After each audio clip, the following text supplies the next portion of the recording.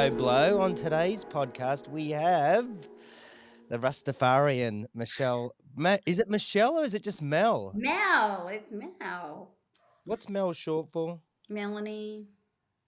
Melanie. I like Mel better. Mel Brandt leaves school at 14, and I'm going to get to that because Mm. that's crazy in itself. Builds a network marketing empire, leaves that.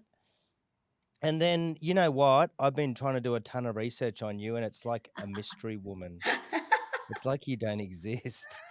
I'm like, someone said, "Who have you got on today?" Oh, she runs it. What sort of business? I don't know. It's something to do with organizational stuff for bigger businesses, and I just can't find anything on her, which is even better because I know fuck all, and it's like a great story. And then you've just ended up in Bali, just Yeah. almost retired. And I was going to say at age, and I thought, I don't even know how old you are, and you can't ask a woman that. And Right. So don't say I'm guess. I'm 40 this year. 40's Um nothing. 40 this year. Yeah. I don't know how I feel about this. I don't know how I feel Well, about it, but life is good. Life is good. I think I think definitely life has started. It feels like it for me now. But if you want me to answer what is it that I do, uh, no, not yet. I'm not gonna get yet. to it. Okay, all right, I'll hold it. I want the nitty-gritty. I want the nitty. So I'm Okay. gonna initially, I just want to ask because I know we always chat Mm, on socials, and I feel like I'm part of your relationship life, yeah. and everything wasn't so happy a few months ago. So I just wanted to say, like, as at today, are you happy? Are you in a good place now? Yeah, yeah. We're in such a good place, I think it's really tough, building businesses and raising kids as a solo mom. That it's not always peaches and cream. And now it feels like peaches and cream. now it feels good. What But about give me your top three? What are your top three amazing parts of your life now? I think for me, I was always really focused on ensuring that I built a lifestyle. I didn't build a business that backed me into a corner. So for me, honoring that is probably one of the best parts, is that we've been able to build something that I actually have more time now and more freedom now than ever, which is really, really cool. So that's definitely a top piece. The other piece is presence. I'm so much more present now because things look the way that they do, that I feel so much more connected to my girls than I ever have, which is really, really Mm. cool. And I think the last piece would be giving back. Like I'm a lot more capable now of giving back more than we ever have, in several different ways, and it's really fulfilling, really, really fulfilling. Do you reckon that's an age thing? Because I even think to myself now, like I took heaps out of this world, Mm, and I'm now 25 years self-employed and 21 years in my business. And I don't know if it's an age thing, and I'm older than you, not by much, obviously. My Whoop says I'm 42.2, so I'm happy with that. No, but I was just, do you think that's an age thing? Because I feel like me doing this podcast and other stuff I'm doing, and I mm, have the resources now, and I see billionaires do it as well. mm. Do we get to an age where we just become different versus 20 years ago? It was all about making money and push, push, push. And do we all of a sudden become softer and go, I want to give back? I think it's a capacity thing. Well, that's what it was for me. It was very much. I need to, ensure that we're in a really great place. I need to ensure that, our life is what I wanted it to look like. And I was able to, give my family what was needed. And I think capacity wise, when we kind of reached that place, it was like, okay, now we're in a really great place. And there's, there's an abundance to be able to, help other people. I mean, for us, it's dogs. Not going to lie and Hmm. say that I'm out there doing, feeding the homeless or anything like that, because we're not. We live in Bali, and the way that we've decided to give back is to help the animals. How good, I love it. I So love it. tell me, how does someone I love hearing about people's childhood Yep. and their parents and everything because it just seems it's a massive guide to where we end up, and I look at you and I think, um, last week I had someone on the podcast who was, like, 15 and medicated, shrink wards, rehab, and all that sort of stuff, and it was amazing to hear where that all came from, and I think with you, like, 14 and had enough of school. Mm. I normally want people to go back to 15, and I gotta take you almost back to 10 and a 12-year-old. What happens those years before 14? Like, Yeah, yeah, yeah. I'm so interested in what's your mum and dad like? What do they Mm. do? What's home life like? What are you like as a person? And what are your dreams and goals? I mean, how do we get to 14 and I've fucking had enough of school, I'm out of here? I think, okay, so if we wind it back, I had a very troubled childhood. I came from my mum is from England and my dad is Australian. And I think now looking back, I can see that I was handed a whole heap of unfinished business, and I think you are handed the things that you can handle because you become, monumental in breaking generations of trauma. Mm. I have a brother, I have a younger sister. My mum remarried when I was probably about 2 or 3. Um, and that's kind of where shit went really pear-shaped, from kind of then on. So my dad was kept out of my life, out of spite, I think, is kind of what I've worked out now. We're super, super close now. He is a rally car driver. Um, and yeah, we're really, really close now. I mean, my mum, we don't speak, haven't spoken for 10 years now. And that's by choice on my part. Um, but yeah, like I was abused as a child by her husband. So things became really tough, really, really, really tough when I finally told her what was happening. And, you don't, because you don't want to wreck the family, you don't want to ruin people's lives. But also, quite often you fear for your own life as well. So when I kind of came out and said, hey, like, this is what's been happening for the last 4 years of my life, Fuck. yeah, she was like, fuck you, get out. So yeah, I did, I So left. what does that just take me to that. What does that abuse look like? Is it physical? Is it sexual? Is it Yeah, sexual and abuse. how old are you? Sexual abuse from 9 to 14. Fucking hell. Mm. Yeah, hectic, hectic. And is that why it all sort of unraveled at school and everything? Yeah, 100%, 100%. And So your mum's never really owned that?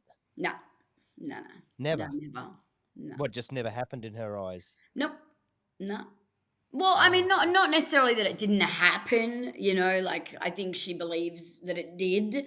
But by me coming out and speaking my truth, it wrecked her pretty little life, because she had the big houses and the big cars, and all the things that she knew as success. That was her success, and all of that came crashing down when I told her. So So I you think never there's did you talk to anyone else about it? Did you have anyone else in your corner at that age? I actually told a teacher from school, and he was bound by law to take it further. But that was it. That was it. You So haven't super tough. chased after old mate? Hey, You haven't chased after old mate, have you? who's old mate? The husband. No, No revenge. no. You don't need revenge. I think, Well, you've got the perfect revenge now. yeah, So 100%. so that's all happening at that stage, Yeah, and yeah. you're So what, hating school and just struggling? yeah, 100%. 100%. Like, just, life, what some people's life at school looked like compared to what mine looked like, was very different. So, Yeah, I basically pulled out of school. I was out of home at 14. So, yeah, going back to school wasn't really an option. So what was the thought process at 14? Were you already what sort of person were you? Were you already looking at sort of running businesses and, you know, doing bits and bobs, or were you just to sit at home, watch TV? Well, I can't imagine that, but I mean, I was very troubled. I was drinking, taking drugs, I was doing all the things.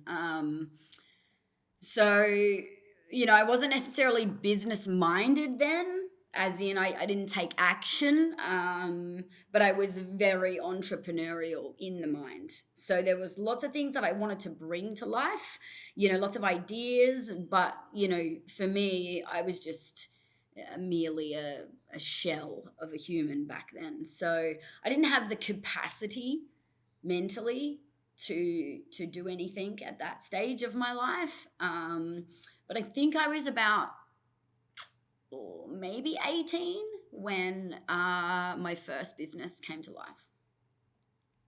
so how do you get through the drugs, the alcohol, the sexual abuse, and all that sort of part? How do you get from there to 18? Like, are you just self-developing yourself, or you having help, No, or are look, you I, just I, I definitely hadn't. I wasn't healed at all, by that stage. It was just a day by day thing for me. But I was very angry, very very angry. I still, masked everything with drugs or alcohol, one of the two, and that was something that I struggled with for many many years. Many many many many years. Was that I guess it's so accepted from society, to be drinking to mask your problems. So for me, mm, I found it wasn't until I was probably, when I had my first baby, things really started to change for me there. When my second daughter arrived, it was like, all right, cool. You really got to, pull your life together. And I wasn't taking drugs or anything like that when I was pregnant with the girls. But, alcohol was still such a massive part of my life. So it wasn't until I really knuckled into business that I went, hey, like, something's got to change. I really need to step into the future level of myself long before I even get there. So, but there was lots of heartache, lots of heartbreak, lots of things that happened that just kept, you know, I think for a lot of people it would have kept them down. It would have just kept mm. knocking them down. And for me, I don't know, I just saw it as more opportunities and more challenges and more things that were going to force me to grow. But yeah, there was a lot of stuff that I needed to articulate, a lot of healing that needed to happen. And I would really only say, honestly, I've only really arrived in the last few years. Where does that fight come from? Where does this Um, this look, underlying I can see this underlying yeah. fighter, never give up. Um, I think to be honest, now, probably not so much because I don't need to be, but in the early days, everything, especially my business, was fueled from pain. All of it was fueled by Mm, trauma and pain. So anyone that's like, you've got to completely get rid of your trauma, and like, I don't believe that. I don't believe that mm. because it's been monumental. That pain and that trauma is actually what drove me in the early days of starting my business because I was told, you're never going to be anything. You're never going to be anyone. You're a dead shit. You're a loser. You're this, you're that. And it was those exact rocks that I used to build my empire. A lot of people hear all that though, and they seem to fall apart. Like, there's a Mm, small percentage of people that are cut from that cloth that you're cut from. mm. And I always find it so interesting, yeah, because I mean, if you put 10 people in a room and you tell all of them the same thing, I would say 8 just give up. Yeah. Yeah, That's why I'm 100%. But I interested didn't in really terms of I didn't really have a choice. I think a lot of people give up because they've got another option, or they've got somebody backing them or somebody's paying their bills, whereas for me I didn't have that option. I had two little girls and there was no way I was going to say to them, "Hey, we could have had an amazing life," but I couldn't be bothered. No way. No way. where was dad? My dad, he's around No, now. sorry, not Oh, your dad. Sorry, their dad. their dad, yeah. So in Brisbane, but sort of in and out So on you were pretty much a showing. single mum at that stage? Sorry. Were you pretty much a single mum at that Mm. stage? Yeah, yeah, yeah, yeah. So my eldest is almost 15, and I split from her dad when she was 2. Ah, okay. Yeah. So have you ever worked a 9 to 5 job? Yes, yeah. So I had a 9 to 5 before I went into the online space. I was working. I had just had baby number 2, and I went back to work, and I was just doing office work. Previously, I'd been in retail and clothing stores and stuff like that. So yeah, I'd always had a 9 to 5, always. But were you sitting there going, "This is not me. I am here for more. I don't like being told what to do. I'm a free spirit." I'm just Yeah, thinking about things in my head because this is what I think when I used to work, yeah, a normal job, and I always think I wanna be my own boss, which is yeah. great because the buck stops with me when it's bad, and it's also when it's good. So, were you always thinking that way? Like this doing retail, just going, "God, this is just not me. I'm not here No, forever." no, I wasn't actually, to be honest. I was watching a girl online when I first got into the online space, and I was so curious as to how she was just having coffee with the girls all the time. And I'm going here and I'm flying there and I'm doing this and I'm doing that. And it just got the better of me. So I actually never knew that there was another option. I had no Mm. idea that working online for yourself was even an option. So when that world got opened up to me, I was like, I'm out of here. Like, I Yeah. quit my 9 to 5 long before I should have. But it forced me, it forced me to make it work. So I had no idea. No idea. Yeah, I mean, I always tell my kids how lucky I don't know if this generation's got it lucky, but I'm the one Mm, 10 years ago, I think, had it so good. Today, I sort of go shit with AI and everything else and robots and mm, all this sort of stuff. And it's a little bit eerie, but I think 10 years ago, holy shit. yeah. Like, I used to, if I was designing t shirts 20 years ago, I'd Mm, have to go to the local markets in Brisbane and put them on a table and sell them for $10 each, and then I don't yeah. know where you go from there. Do you try and sell it to DJs or, you opened up a little store? Like, today, oh my god, Yeah. it's just Yeah, it's crazy, and, crazy. that's been part of our journey as well. I was always into motocross growing up. It was kind of my escape, was to, just get on the bike, load up my car, and go and ride for the weekend. And the reason I share this is because, talking about creating businesses, I always was a mad fanatic of the brand Unit. Mad fanatic. Everything that I wore was Unit, and it was such a huge brand when I was riding.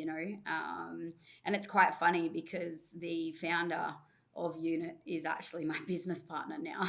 So Really? yeah, so it's really crazy how it all kind of worked. I said to him, "You were taking my money long before you even knew who it was," which was really, really cool. But I think you're right. The way that businesses were before was so simple. When I first came up with my very first concept for a business, it was called Pretty Dirty Industries, and it was a chick's motocross riding brand.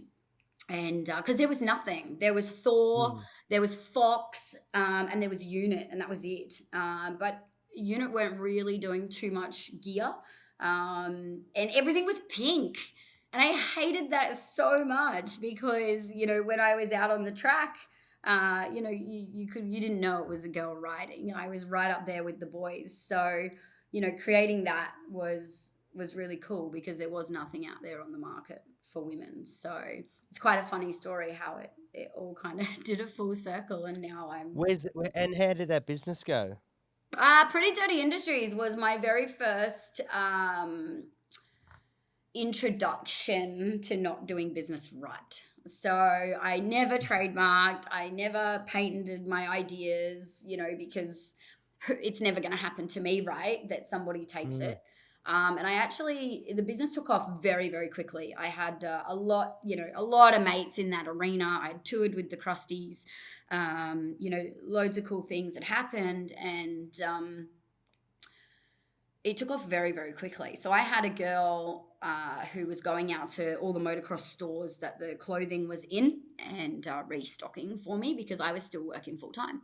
So she actually ended up taking the name, the ideas, the everything, and basically froze me because she went and trademarked it in her name.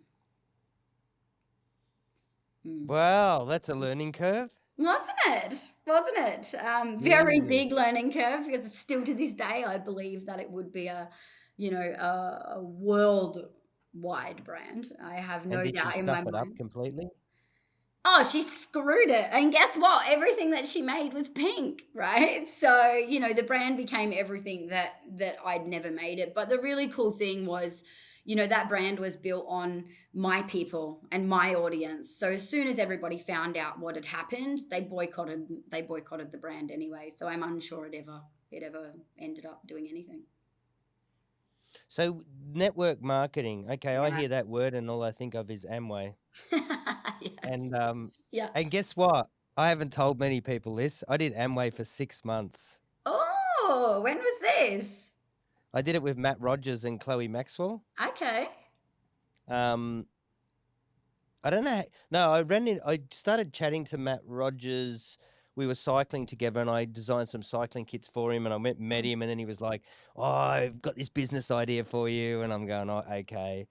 Um, Yeah. I'm going, "This sounds interesting." And then I hear it and then I'm in the cult, I'm listening to the videos and I'm Mm, mhm, spruiking it and we mhm. had about 20 people underneath us and Yeah, I still shiver and so does probably my ex-wife. We still shiver about doing that. You used to have people around the lounge room and you yeah, tell all the stories. And it was the greatest idea ever until you got to, it's Amway. And everyone was like, oh, fucking yeah, hell. yeah, yeah, So and, that's what I I think think.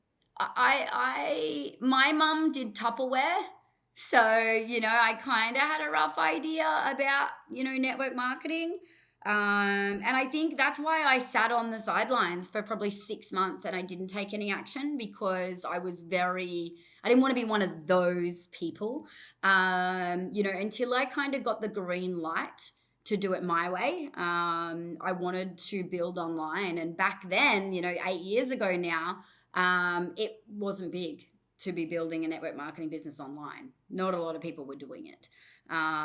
So it kind of took that business by storm. The way that we were doing it, we had people from all over the world like, how the hell are you building your business so fast? Because they were still bringing people into their lounge rooms and having meetings.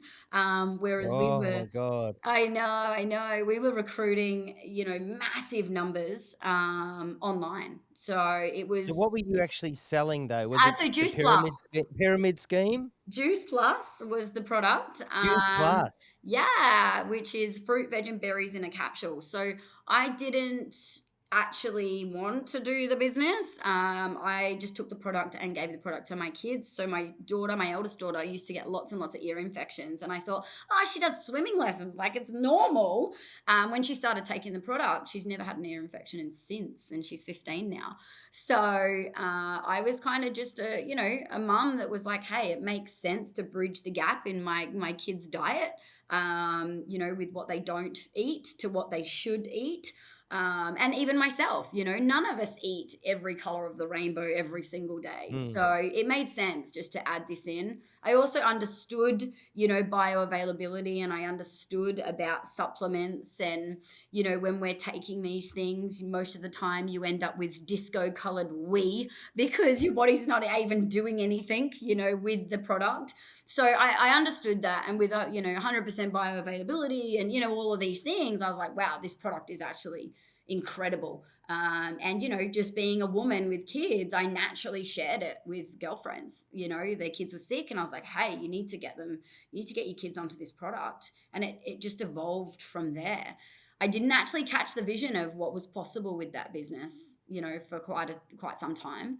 I jumped on a plane 6 weeks in and flew to America, and there was thousands of people Did you in do one the big room. chanting thing? Did you go Yeah, into the yeah, all the stadium? things. Yeah, yeah, Oh, all the I things. love it. I love all that stuff. Yeah, and I caught the vision after that trip, and I saw all these people speaking on stage about what they were able to create and what they were, what they had built.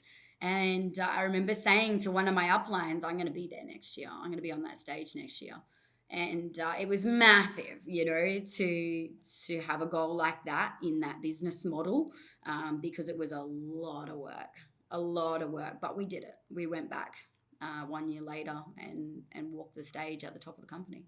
So it was pretty cool.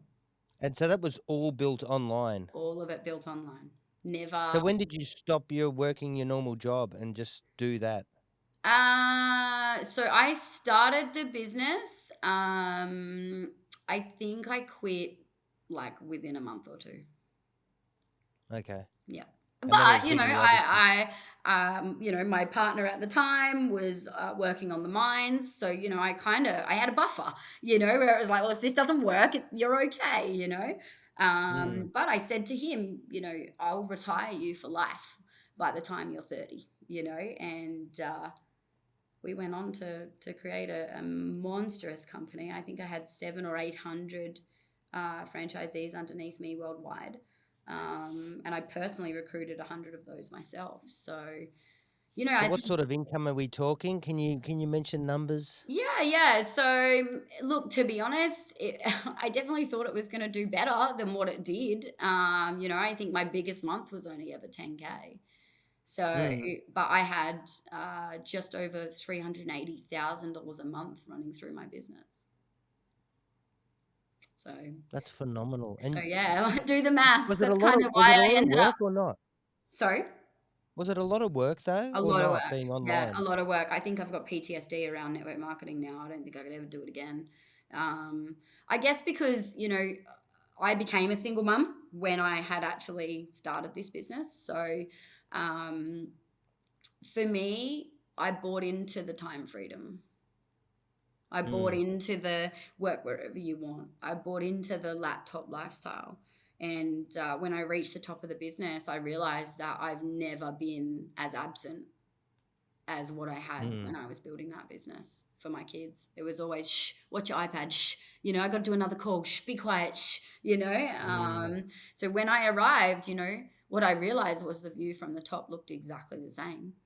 I was waiting for this big marching band and, for life to look different, and it didn't. It didn't. I actually had less time than I'd ever had. And that's kind of how I ended up with the company that I have now. Is I actually built one that backed me into a corner, and it didn't give me the lifestyle that I desired. So I had seen firsthand what I'd done wrong, and I saw firsthand how certain business models will back you into a corner. And that's where lifestyle So industry. were you driven by the money? Then Like yeah, this month I'm doing X and I yeah, gotta go more and I gotta go yeah. more and more and more. Yeah. Yeah, 100%. And especially as a single mom, where else was I going to be earning money like that? There's no way. It wasn't going to happen. So, it probably kept me loyal for too long. It definitely Well, kept me today's loyal. market would probably be OnlyFans, wouldn't it? Not for you, but I mean in terms of a I think business I'm model. borderline only grands now. I don't know about that.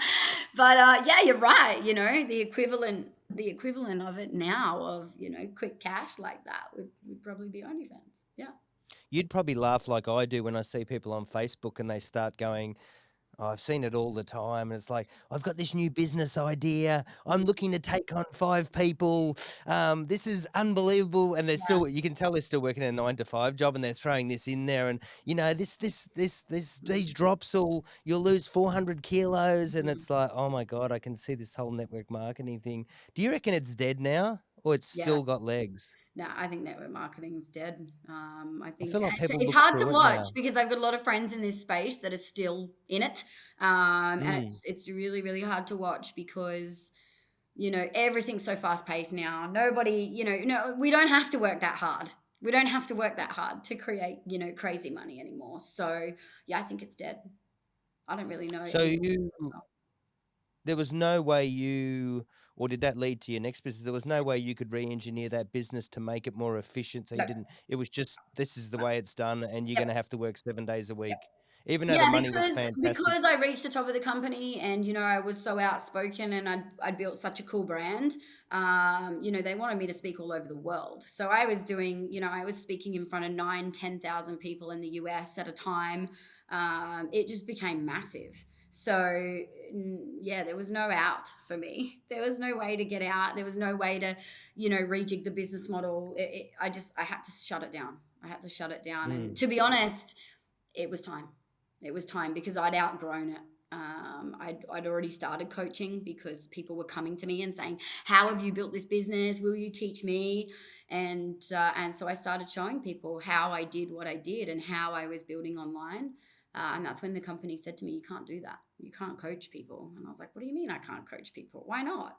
And they were like, "Well, you can't." And I was like, "Okay, I think it's time to shut this bad boy down because no one's going to tell me what I can and can't do." And it's quite funny because I don't know who's going to listen to this, but one of the owners of the company is now my client, a $1 billion company.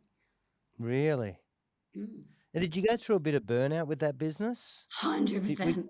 did you Oh, go back were you back to drinking and things like that with that business? yeah, Were very much you so because it was very much you know, we would party all the time, because, that's how you would meet people. You would meet new people mm, all the time when you're going out, and that was the business I was in, was meeting people. So yeah, mm. definitely drinking. No, not necessarily taking drugs, but, definitely drinking, definitely, not living my best life from a health perspective whatsoever. And what were you like as a mum during all that stage? Oh, look, I think I've always been a good mum, but I was absent. I was Mm. definitely absent because I was like, "I gotta fly to America. I've got to do this. I've got to do that." So yeah, I wasn't present, but I did understand. I had a very, very clear vision of what I was building, and I succeeded in what I wanted to create. But when I got there, I realized that this actually isn't the life that I want, and So that's how do where, we and this is when we get to lifestyle industries, yeah, which for me is like the mystery. yeah. Yeah, so Lifestyle Industries was born of understanding. So I had so many women, especially, coming to me that wanted to succeed. They wanted to create a business online because it was going to give them time freedom. But people didn't know how to create this, and there's not a lot of people out there teaching it either. There's a lot of people that think they know. There's not a lot of people that actually know how to do it. So yeah, like I said, I'd already started coaching people. I'd already started, showing them how to create really, really smart business models. And I'm a closet nerd when it comes to technology and systems. And I saw how my first business was built, and I was like, I can't do that again. I can't build it like that again. I need really smart systems.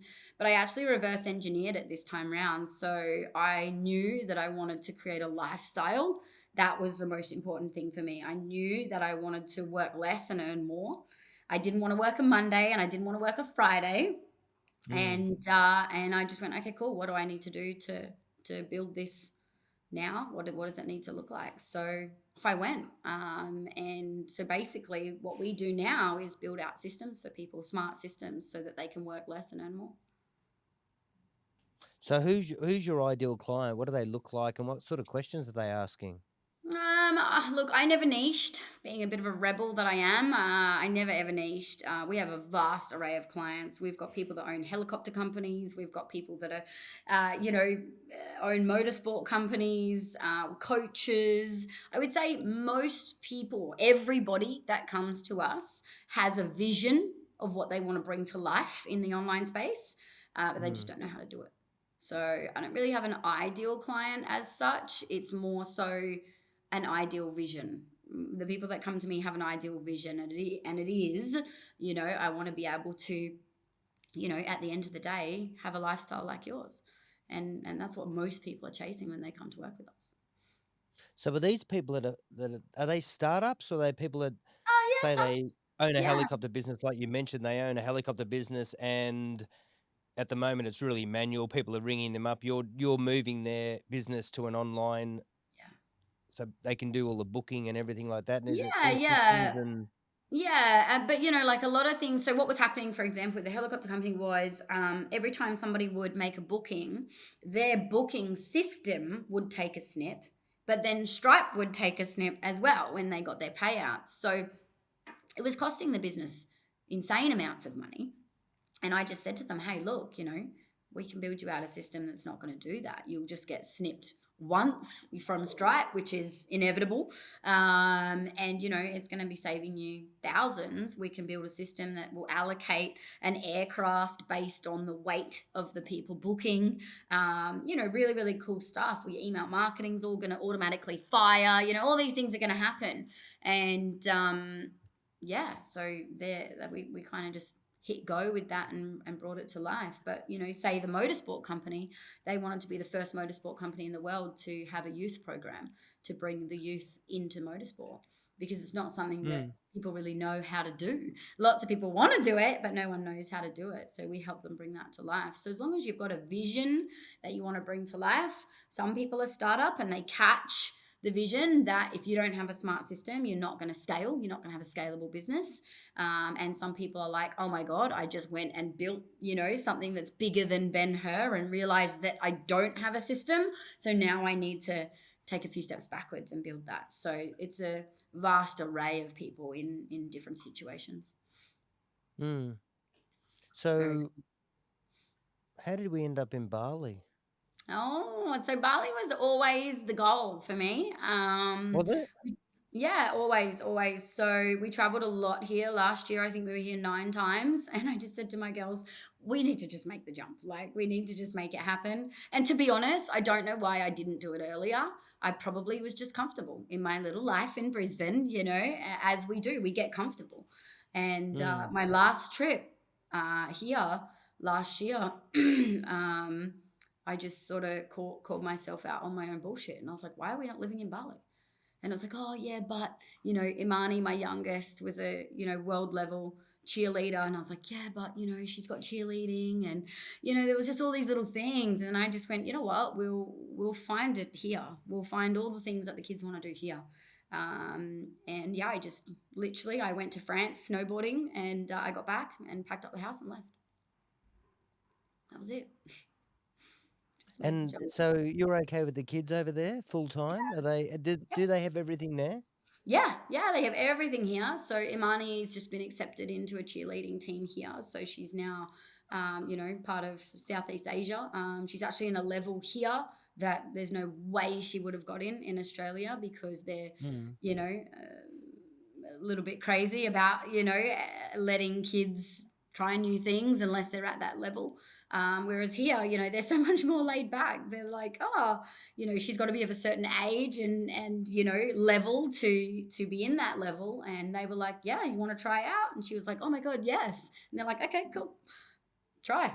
Whereas in Australia, they never would have given her that option, which I think is really cool. So she went from a level 2 to a level 4. So yeah, now she has competitions all over Southeast Asia, which is really And cool. they were okay to leave Australia just like that? Yeah, yeah, yeah. Look, I think the hardest part about them being here is friends, because a lot of Mm. people that are here are just passing through. So the little one makes friends really easily. You can leave her, unsupervised for 2 minutes and she'll come back with a friend. But there's lots of cool places to go here, lots of beach clubs, lots of, really, really family friendly places. So, I think it's harder for my eldest because, friends Mm. is a big thing, right? At 15. But she's actually about to move back to Australia. She's going to move in with her dad because she wants to be a Sparky. So she can't Wow. do that here. So she's about to move back to Australia so that she can go and start that process, which is really cool, And I said to her, I back you no matter what you want to do. As much as I don't back her having a 9 to 5, you know what? She's going to have to learn that for herself. She's going to have to go out and Mm. experience it. So Do we've got they bets. did they Yeah, I agree totally. Do either of them similar to yourself or not? No, no, not at all. Not at all. Not at Are all, they which more is like that? crazy, crazy. So my eldest, actually, I hired her when she was 10, inside the business, and I started teaching her Instagram and, all these things. And she was actually earning like $1,500 a month at 10 years old, because I was like, well, if you want to work, I'll pay you, not a problem. And she hated it. Absolutely Really? hated it. So yeah, it's crazy because for me, it would be great to be able to pass this company on to my girls, but they don't want a bar of it at the moment, so that's okay. God, I think you hear that so often. yeah, yeah. I think, look, I reckon, once they go out and get a 9 to 5 and feel the Mhm. brunt of what that's gonna do, I think that they might change their mind. So the door is always open. So I'm gonna change tacks now. I'm gonna change tack Okay. now. So Mel's this beast that gets everything you'll probably know where I'm gonna go with this. She gets everything she wants, and she's such in control of her destiny, but when it comes to dating, she's a different beast. Yeah. Yeah. So we went through severe domestic violence about 5, 6 years ago now. Mm, And it scarred me for life. Like it's taken a lot of healing and a lot of work to move through that. So for me, I realized that, I was dating people that were broken, so broken, so broken. you love a And project, don't you, Mel? oh yeah, yeah, yeah. So for me, again, there were things that I needed to learn, and I definitely learned them the hard way. But I've realized, probably more so since being in Bali, I'm good. Like I'm so good. Mm, My life is good. Everything is good, and I actually don't really want to date now. mm, I think that I was trying to fill a void before, where I was like, oh, you need to be with someone, and you've created all this success, and you need to be traveling, and you need someone to share it with. And I was like, I actually don't. I actually don't want that. And I think it's taken me a full circle to kind of get here. But now we're here. I don't think there's any going back. Maybe I'll meet someone, maybe, but I'm definitely not in a hurry like I was before. you might meet a little katut. Maybe. No, no, no, not Do you reckon now. your radar's off though, or was off picking people? 100%. Because I mean, I could see you being really intimidating for most men. Yeah. Yeah. I still don't understand Successful, that. I successful. still don't I understand don't that. need successful. I don't need you. Tattoos, like in people's faces, and I think the Mm. majority of men just don't want that, or just Yeah, fear I it. don't understand that because if I was a man, I think I would want a woman that can look after herself and earns her own money, and like I think that's really powerful. But you're right, Mm, like a lot of men are intimidated by that, and a lot of men that I have met have tried to squash parts of me, that probably made them feel insufficient. So it's been such a learning journey, the whole entire time. Every person that I've met or dated, I've just learned so much more about myself every single time. So I don't think there's been any failures as such, even with the domestic violence. Like Jesus, I learned so much about myself in that moment. But also a lot of people were ripped out of my life around about that same time. And I remember literally being on the floor crying, like literally I'd had enough. My relationship had broken down. My best friend had slept with my fiance of 13 oh, how years. good's that? How good was that? And I remember, I can't even remember who I was talking to, but I remember like, why? Like, why me? Why? Like, why would somebody do that? And they said the universe has seen and heard things that you haven't. Therefore, it will remove people that can't go to where you're heading. And such a Mm, massive believer that if these people had not been ripped out of my life, there is no way I would be the woman I am now with the company that I do mm, have, because they would have kept me playing small. So mm. yeah, it was in that moment that I was, so broken, and everything had fallen apart that I hit go on this business. So yeah, you're right. Maybe I am intimidating, maybe, but I think for the right person that won't be the case. Mr. Katut, are you out there in Bali? No, no, we're not dating Katur. So 2 questions before I let you go. I'll do one business one. Okay.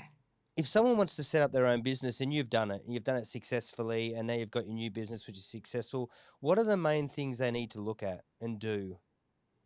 Honestly, knowing what I know now, systems.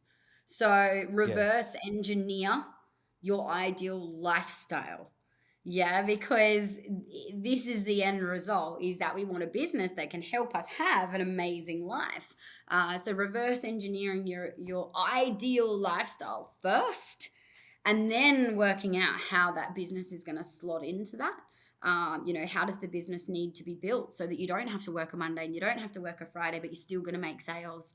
How does your office suite need to look so that you do have a scalable business? I think that we just create things. We create things and we send them out and we sell them and we just hope for the best. But what we realize is nine times out of 10, you backed yourself into a corner and you've got a business that's literally relies on you to show up every single day.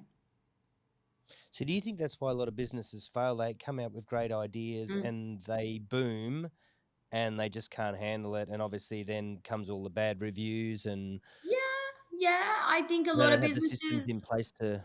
Yeah, I think a lot of businesses fail because, firstly, it sounds great, to get rich. And I think too many people are focused on that. So they give up when it gets hard. They don't actually stand the test of time. So, I think that's one big reason. But I think also, yeah, like people are not building them smart, they're building them to burnout. So, Mm. they get to that stage, they burn out, they resent the business and, shut the doors or continue on in a burnt out, hateful state. So, and I see it a lot. And there's so many business owners out there that are talking about, these great lives that they have. And I know for a fact that their business models are not built in a way that are going to sustain that. So, Mm. mm. All right, last question. Just picture me as you, right? Just picture me as 18-year-old Mel Hmm. sitting here. I don't know, did she have blonde hair? Yes. Very bleached Blonde, blonde hair. Yes. bleached blonde, no tattoos, sitting here. You're 40 years old now. She's 18-year-old and she's sitting here. What do you tell her? Oh, um, what would I tell her? Probably all the things that you were put down for will be your greatest assets. Definitely. Love it. Definitely. Like I And would think, you yeah, like when I was born, it even says on because we used to get little clinic cards, right? And it says on there, what she lacks in size, she makes up for in volume. And I've always been loud. I've always been loud. I've always been, somebody that will demand the attention of the room. And as a child, it was always like, shut up, you're always talking, be quiet, and I just think that's my biggest asset now is the exact things that people tried to squash when I was a child. would she have listened to you? No, no way. Stubborn bitch. Stubborn bitch would have been like, who the fuck are you telling me what to do? Don't But tell me what to yeah, do. No, I'm 40-year-old you and I'm successful and I want to give you advice. I don't give a shit. yeah, Shut yeah, up. yeah. No, Stop she talking wouldn't have so much. listened. She wouldn't have listened at all. But I've always needed to learn things the hard way. Mm. I've always needed to go and work it out for myself, and I've never just taken somebody's word for it. I'm like, no, let me go and see. Oh, the water's hot. No, let me test it. But I don't hate that. I don't hate that because now it's become such a powerful piece now. Where I've done the hard yards and I've seen things and done things and I've been someone that I'm both proud of and ashamed of, in different walks of life. And now I think I've got a pretty good grasp on things, and it's made me really aware of people as well, like I can pick just by someone's energy now, whether or not they're somebody that I want to be aligned with or not. So I think it's Mm. made me quite powerful. What an amazing story. Thank you. Yeah, you're so I got welcome. so much out of that. You're so welcome. It's All the been stuff a you've wild been ride. through and you just keep battling back. I just love that. I love people cut from that cloth. I just find that Yeah. just best sort of people. Yeah, Just don't 100%. give up. Keep I striving. agree. I agree. I Keep think pushing. the coolest people that I've met are the ones that have had the hardest struggles. Mm. Because it just makes you, I think it just makes you super authentic, because, black's black and white's white, and we're not here to muck around because we've already wasted too much time. So, yeah, it's been Well, you're fun. only 40 and you've achieved so much at 40. Yeah, And I just think you've built a little legacy. And yeah, people, you'll be renowned for a lot of different things. So I think look, everyone's going to forget us all in 100 years, but that's at the it. moment, people know Mel and they know Yeah, she's this larger than life figure that's just keeps pushing, pushing, pushing. So I think, yeah, yeah. thank you. You're welcome.